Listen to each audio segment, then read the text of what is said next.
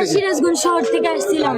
আমরা একটা বিয়ের অনুষ্ঠানে ছিলাম, আমার পিসাতো ভাইয়ের বিয়ে। ওখান থেকে আমরা বিয়েতে সেরে আমরা যাচ্ছিলাম। আমরা ছিলাম মাইকোতে, ওরা আলাদা গাড়ি, আমরা আলাদা গাড়ি। আমাদের প্রতিটা কোলে বাচ্চা।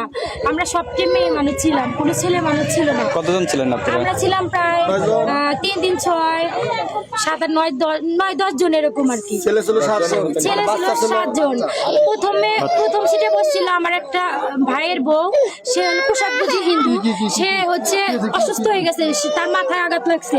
তার বাচ্চাটা কি অবস্থা আমি জানি না। আমার ওই ভাইয়ের ছিল গাড়িটা অ্যাক্সিডেন্ট, আমাকে এগুলো বলেনি। আর আমাদের যে তারপরে সিটে, ওই সিটে আমার আর বোন, ভাই বোন বসছিল।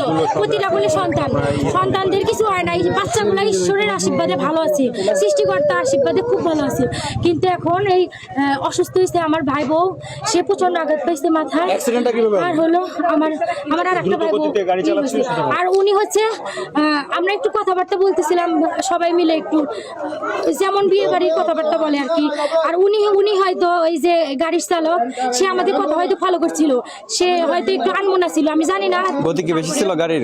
গাড়ি গতি একটু বেশি ছিল, একদম হালকা ছিল না, গতি বেশি ছিল। ওই যে আমরা যে আসছিলাম না, পিলার গুলা ছিল, ওই পিলার আমি নিজের চোখে দেখছি। আমি ওইটার সামনে ফলো করছিলাম।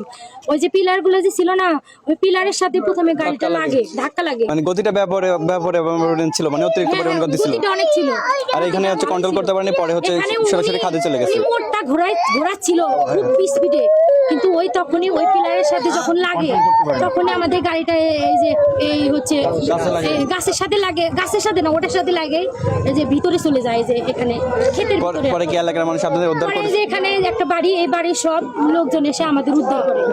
আমাদের বাচ্চাগুলো নেয় এবং আমাদের ব্যাগ সব কিছু আমাদের নিয়ে। আমরা তো কান্নারত অবস্থা, যে কে কেমন আছে। তখন আমি আমার একটা দিদিকে দেখি, একটা অনেক বড় ব্যাগ, সেই ব্যাগের উপরে নিচে আছে আমার ওই দিদি। আপনাদের বাসাটা কোথায়? আপনাদের বাসাটা কোথায়?